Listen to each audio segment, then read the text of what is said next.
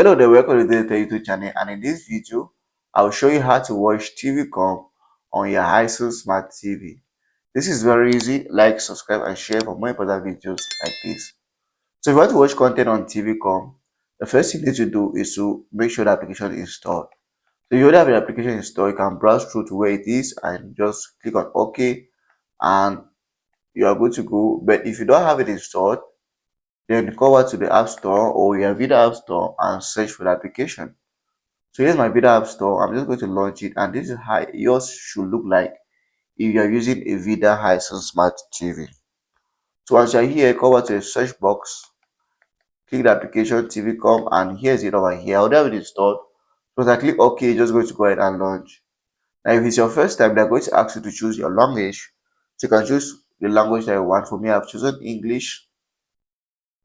And to choose English, it brings you straight away here, and this is content they can watch. There are TV channels, there are movies, there are TV series, and there's content for children and so on.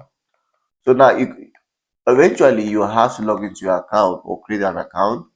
They can come over here and log in, but you can just browse through to see content they can watch on the application.